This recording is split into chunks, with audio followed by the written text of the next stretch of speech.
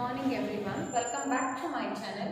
Okay, in today's class I'll be talking about nitric acid. The molecular formula is HNO3. From this topic in paramedical first year, so you will get what? 3 questions. So the first question is the preparation. They will ask the preparation of nitric acid by Ostwald's process. Ostwald process. ಈ process ಮಾಡ್ಕೊಂಡು use ಮಾಡ್ಕೊಂಡು nitric acid preparation ಅಂತ ಒಂದು question ಕೇಳ್ತಾರೆ ಈ topic ಮೇಲೆ. Next question ನೋಡ್ತೀವಿ last we ask properties. ಬಹಳ ಕೇಳೋದಿಲ್ಲ ಈ question. Properties of nitric acid ಎಲ್ಲೋ ಒಂದು ಕಡೆ ಕೇಳ್ತಾರೆ properties of nitric acid. So next one uses of nitric acid.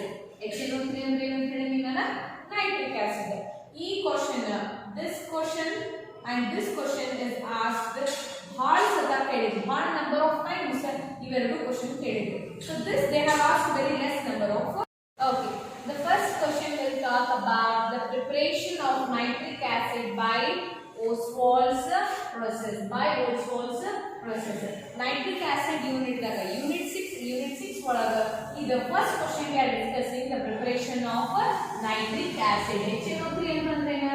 My dear students, it is a nitric acid. The molecular formula is nitric acid. The nickname ankogotav. The chemist call it as HNO3.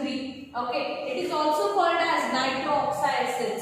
Okay, so in the preparation of Ostwald's process, more step around. Step 1, step 2, ಮತ್ತು step 3. So first we'll discuss about the step 1. ಇಲ್ಲಿ ಏನು ಮಾಡ್ತೀವಿ? Mixture of NH3 ಅಂದ್ರೆ ಏನು? NH3 ಅಂದ್ರೆ ammonia ಅಂತೀವಿ ನಾವು. NH3 ಗ ಅಮೋನಿಯಾ. ಅಮೋನಿಯಾ ಏರ್ ಒಳಗೆ ಏನಿರ್ತೈತಿ? ಆಕ್ಸಿಜನ್ ಇರ್ತೈತಿ. So it will be water oxygen. O2 ಅಂತಂದ್ರೆ ಏನದು? It is a oxygen. ಇದೇನಾಗುತ್ತೆ? With the help of PT ಅಂದ್ರೆ platinum. With the help of platinum. ಯಾವುದು ನಾವು arrow mark ಮೇಲ್ಗಡೆ ಬರೆದ್ವಿ ಅಂದ್ರೆ it is considered as catalyst. It is considered as a catalyst. Why do we add platinum? ಎದಕ್ಕೆ add ಮಾಡ್ತೇವೆ ನಾವು? To increase the rate of reaction. Reaction the ವೇಗ ಜಾಸ್ತಿ ಮಾಡ್ಲಿಕ್ಕೆ we use what? Catalyst. ಈ ಯಾವ catalyst ಯೂಸ್ ಮಾಡೇವಿ ನಾವು? Platinum catalyst ಯೂಸ್ ಮಾಡೇವಿ. ಅಮೋನಿಯಾ ಮತ್ತು ಆಕ್ಸಿಜನ್ ರಿಯಾಕ್ಟ್ ಆದ ತಕ್ಷಣ ನನಗೆ ಏನು ಸಿಗಾಗ್ತೈತಿ? ನೈಟ್ರೋ ಆಕ್ಸಿಜನ್ ಸಿಗಾಗ್ತೈತಿ. ಏನು ಸಿಗಾಗ್ತೈತಿ? Nitro oxide. We call it as nitro oxide. ಮತ್ತೆ H2 ಅಂದ್ರೆ ಗೊತ್ತಾಯ್ತು. H2 ಅಂತಂದ್ರೆ ವಾಟರ್. H2 ಅಂತಂದ್ರೆ ವಾಟರ್. ಇದೆಲ್ಲ ಎಲ್ಲಿ ಆಗ್ತೈತಿ process? This is undergoing in a catalyst chamber. The step 1 is carrying out in a catalyst chamber. Next ಬರೋಣ step 2. Step 2 ಒಳಗೆ ಏನಾಗ್ತೈತಿ? Nitric oxide. ಏನು ಫಾರ್ಮ್ ಆಗೈತಾ? Nitric oxide. This nitric oxide ನ ನಮಗೆ ಯಾವ ಜೊತೆ ಟ್ರೀಟ್ ಮಾಡತ್ತೆ ಅಂತ ಹೇಳಬೇಕು. O2 means what? It is a oxygen. O2 ಅಂತಂದ್ರೆ ಹೇಳಿದೆಲ್ಲ ನಾನು, O2 is water, oxygen. ಮತ್ತೆ ಏರ್ ಕೂಡ ನಾವು ರಿಯಾಕ್ಟ್ ಮಾಡಿದ್ದೇವೆ. ಇದನ್ನ ನೈಟ್ರಿಕ್ ಆಕ್ಸೈಡ್ NO ಅಂದ್ರೆ ನೈಟ್ರಿಕ್, N ಅಂದ್ರೆ ನೈಟ್ರೋಜನ್, ಆಕ್ಸಿಜನ್ ಒಂದೈತಂದ್ರೆ ಆಕ್ಸಿಜನ್ ಅಂತೀವಿ. ಅದೇ ಇನ್ನೊಂದು ಕೂಡ ಬಾಂಡ್ ಫಾರ್ಮ್ ಮಾಡಿದ್ವಿ ಅಂತಂದ್ರೆ V call it as water oxide ಅಂತ ಕರಿತೀವಿ ನಾವು. ಸೊ ಇಲ್ಲೇನಾಗ್ತಾ ಮತ್ತೆ 4 molecule of there is a 4 molecule of nitrogen dioxide. ಎರಡು ಅದಾವಲ್ಲಿ. So it will be water nitrogen. ಎರಡು ಇದನ್ನ ಏನಂತೇವೆ? Nitrogen dioxide ಅಂತೇವೆ. H2 ಅಂದ್ರೆ ಗೊತ್ತಿರ್ತೀವಿ ಮತ್ತೆ. ಏನದು H2 ಅಂತಂದ್ರೆ it is a water. ಈಗ ಯಾವ ಚೇಂಬರ್ ಅಂತ ನಡೀತೈತಿ? It undergo in a oxidation chamber. It carry out in a oxidation chamber. Step 2 ಅಂತಂದ್ರೆ next coming to the step 3. ಇಲ್ಲೇ ಇದನ್ನ ತಗೊಳಾಕ್ತೀನಿ ನಾನು. ನೈಟ್ರೋಜನ್ ಏನು ಹೋಗಿದ್ಲ? Next step 3. Nitrogen dioxide dissolved in water. It is dissolved in water ಅಂತಂದ್ರೆ ಏನು ಹೇಳಿದೀನಿ ನಾನು? H2O. So it is a water. Nitrogen dioxide which is dissolved in the water, there is a formation of HNO3 ಅಂದ್ರೆ there is a formation of nitric acid plus ಇದಕ್ಕೇನಿದೆ nitric oxide. ಇಲ್ಲಿ ನೋಡ್ರಿ first nitric oxide.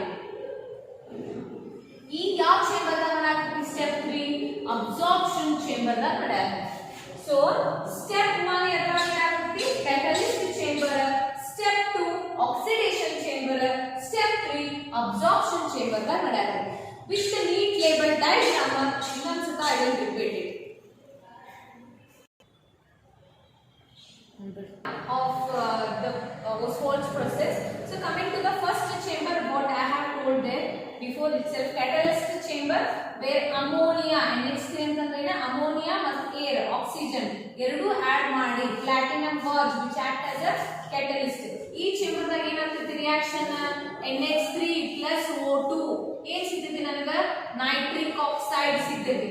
Okay, so each after this it will go to here. This is what cooling chamber. It is a cooling chamber. Temperature reduce ಮಾಡ್ತಾರೆ.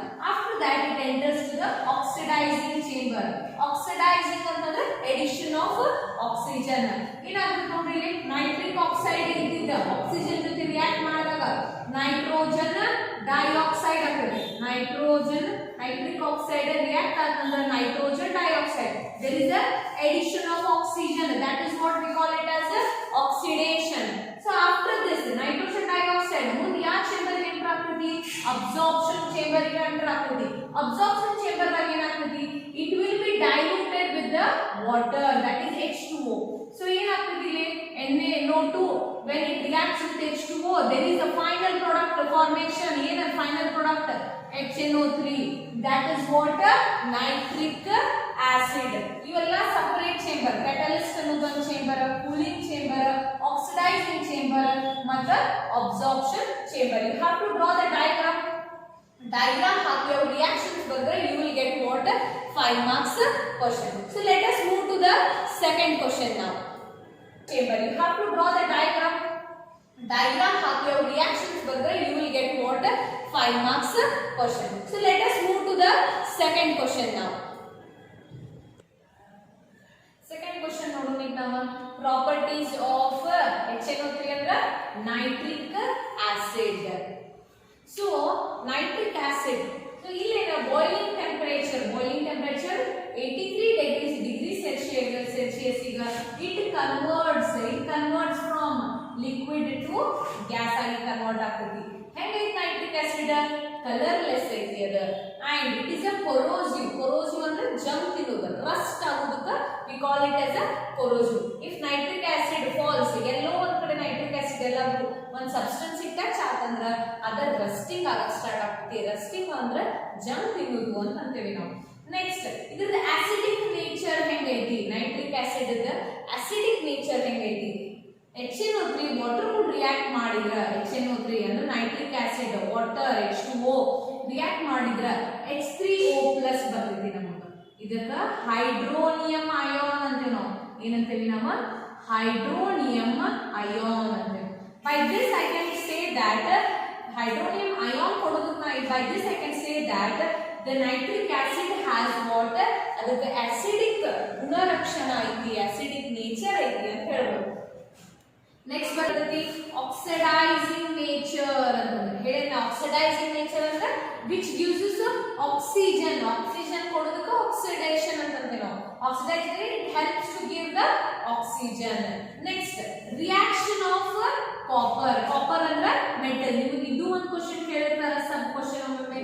what happens when metal is reacted with nitric acid? when a metal is reacted with ಇದ್ರ ಜೊತೆ react ಮಾಡಿದ್ರೆ ಏನ್ ಕೊಡ್ತೈತಿ? So ನಾವು metal ಅಂದ್ರೆ ಯಾಕೆ ತಗೊಂಡೇನಿ ನಾ ಇಲ್ಲಿ ಎಕ್ಸಾಂಪಲ್ ಕಾಪರ್ ತಗೊಂಡೇನಿ. ಕಾಪರ್ ಅಂದ್ರೆ ತಾಮ್ರ.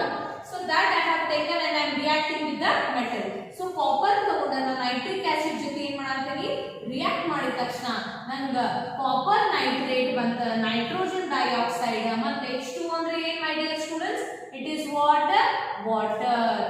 ಇದೇನಿದೆ copper nitrate plus nitrogen dioxide. So ಈ ನೈಟ್ರಿಕ್ ಆಸಿಡ್ ಒಳಗೆ ಬರೋದು ಯೂಸಸ್ ಆಫ್ HNO3 ಅಂತಂದ್ರೆ ನೈಟ್ರಿಕ್ ಆಸಿಡ್. ಈ ನೈಟ್ರಿಕ್ ಆಸಿಡ್ ಎದಕ್ಕೆ ಉಪಯೋಗ ಆಗುತ್ತೆ ನಮಗೆ? It is use in the production ammonium nitrate. Ammonium ಅಂದ್ರೆ NH4, ಅಮೋನಿಯಂ ಅಂತಂದ್ರೆ NH4, ಅಮೋನಿಯಾ ಅಂತಂದ್ರೆ it is water NH3. Ammonium nitrate ಮಾಡಕ್ಕೆ ಹೆಲ್ಪ್ ಮಾಡ್ತೈತಿ ಇದು ನಮಗೆ ನೈಟ್ರಿಕ್ ಆಸಿಡ್. ಅದರಿಂದ what all we will do, fertilisers ಗೊಬ್ಬರ ಮಾಡ್ಲಿಕ್ಕೆ ಹೆಲ್ಪ್ ಆಗ್ತೈತಿ, ಪ್ಲಾಸ್ಟಿಕ್ಸ್ PVC ಮಾಡ್ಲಿಕ್ಕೆ ಹೆಲ್ಪ್ ಆಗ್ತೈತಿ. ಮತ್ತೆ ಇದಕ್ಕೆ ಯೂಸ್ ಆಗ್ತೈತಿ ನಮ್ಗೆ nitric acid. It is helpful in the making of explosives and ಯಾವ್ದು explosive TNT ನಾವೇನಂತೀವಿ ಟ್ರೈನೈಟ್ರೋಟೋಲೀನ್. ಇದು ಒಂದು kind of explosive. Third, what it is used in the semiconductors ಸಿಗ್ತಾವ ಎಲ್ಲ ಎಲೆಕ್ಟ್ರಿಕಲ್ ಸರ್ಕ್ಯೂಟ್ಸ್ ಒಳಗೆ you will find what semiconductors. ಮತ್ತೆ use ಮಾಡ್ತಾರೆ ಇದನ್ನ purification of raw carbon nano tubes. ಇದನ್ನ ಪ್ಯೂರಿಫೈ ಮಾಡ್ಲಿಕ್ಕೆ ಯೂಸ್ ಮಾಡ್ತಾರೆ. ಪ್ಯೂರಿಫೈ ಅಂದ್ರೆ ಫಿಲ್ಟರ್ ಮಾಡೋದಕ್ಕೆ ನಾವು ಏನಂತೀವಿ ಪ್ಯೂರಿಫಿಕೇಶನ್ ಅಂತೀವಿ. ಮತ್ತೆ ಯೂಸ್ ಮಾಡ್ತಾರೆ nitric acid. It is used in liquid fuel rocket ಅನ್ನು ನೈಟ್ರಿಕ್ ಆಸಿಡ್ ನ ಯೂಸ್ ಮಾಡ್ತಾರೆ. ಮತ್ತೆ ಯೂಸ್ ಮಾಡ್ತಾರೆ ಲ್ಯಾಬ್ರೋಟರಿ ಒಳಗ ಕ್ವಾಲಿಟೇಟಿವ್ ಕ್ವಾಂಟಿಟೇಟಿವ್ ಅನಾಲಿಸಿಸ್. ಲ್ಯಾಬ್ದಾಗ ಇವೆರಡು ಅನಾಲಿಸಿಸ್ ಮಾಡ್ಲಿಕ್ಕೆ ನಮಗೆ ಏನ್ ಬೇಕು, this nitric acid. So qualitative and quantitative analysis is carried out in the laboratories. ಮತ್ತೆ ನೈಟ್ರಿಕ್ ಆಸಿಡ್ ಏನ್ ಮಾಡ್ತೀವಿ, ಇಟ್ ಕ್ಯಾನ್ ಡಿಸಾಲ್ವ್ AU ಅಂತಂದ್ರೆ it is a gold. AU ಅಂತಂದ್ರೆ ಗೋಲ್ಡ್ ಇದು. ಓಕೆ, ಲ್ಯಾಟಿನ್ ಒಳಗಂತ AU ಅಂತ ಹೇಳ್ತಾರೆ. PT ಅಂತಂದ್ರೆ it is a platinum. Gold ನ ಪ್ಲಾಟಿನಮ್ ಅನ್ನ ಕರಗಿಸುವಂತ ಶಕ್ತಿ ಐತಿ nitric acid. That is what we call it as dissolve. Distinguish between morphine and heroin.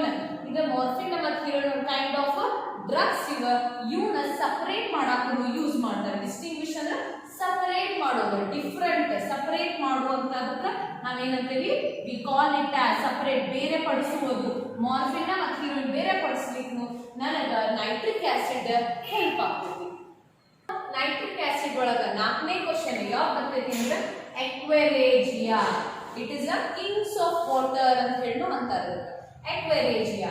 So ಇದ್ರೊಳಗೆ ಏನೇನ್ ಇರ್ತದೆ, ಇಟ್ಸ್ ಅ ಮಿಕ್ಸ್ಚರ್ ಆಫ್ ಏನೇನ್ ಇರ್ತೈತಿ HNO3 ಅಂತಂದ್ರೆ ಏನಂತ ಹೇಳಿದ್ರೆ it is a nitric acid. HCl ಅಂತಂದ್ರೆ ಹೈಡ್ರೋಕ್ಲೋರಿಕ್ ಆಸಿಡ್. HCl ಅಂತಂದ್ರೆ ಏನಂತೀವಿ ನಾವು ಹೈಡ್ರೋಕ್ಲೋರಿಕ್ ಆಸಿಡ್. HNO3 ಅಂದ್ರೆ it is a nitric acid. Okay, so ಯಾವ ರೇಷಿಯೋದಾಗ ಆಡ್ ಮಾಡಾತೀನಿ ನಾನು ನೈಟ್ರಿಕ್ ಆಸಿಡ್ 1 ರೇಷಿಯೋ, HCl ಏನ್ ಮಾಡಾತೀನಿ 3 ರೇಷಿಯೋದಾಗ ನಾನು ಆಡ್ ಮಾಡಾತೀನಿ. So 1 amount of nitric acid, 3 amount of HCl. So I am adding this. ಇವೆರಡೂ ಮಿಕ್ಸ್ಚರ್ ಈಗ ನಾನು ಏನಂತೀನಿ ಎಕ್ವೆರೇಜಿಯಾ ಅಂತೀನಿ. ಇದರ ಯೂಸಸ್ ಎದಕ್ಕೆ ಯೂಸ್ ಆಗ್ತದೆ ಇದು, ಇಟ್ ಡಿಸಾಲ್ವ್ಸ್ ದ AU ಅಂತಂದ್ರೆ ಏನಂತ ಹೇಳಿದೆ ನಾನು ಆಗಲೇ ಯೂಸಸ್ ಒಳಗ, it dissolves the gold and platinum. Gold ನ ಪ್ಲಾಟಿನಮ್ ಅನ್ನ ಕರಗಿಸುವಂತ ಶಕ್ತಿ ಐತಿ ಎಕ್ವೆರೇಜಿಯಾ. ಆಮೇಲೆ it helps to distinguish between morphine and heroin. ಇವೆರಡು ಒಂಥರದ ಡ್ರಗ್ಸ್ ಇವು ಎರಡು ಬೇರ್ಪಡಿಸಲಿಕ್ಕೆ ನನಗೆ ಎಕ್ವೆರೇಜಿಯಾ ಹೆಲ್ಪ್ ಆಗ್ತದೆ. Thank you so much for watching my video. Please like, share, comment my video and subscribe my channel and please press the bell icon. Thank you. Have a nice day.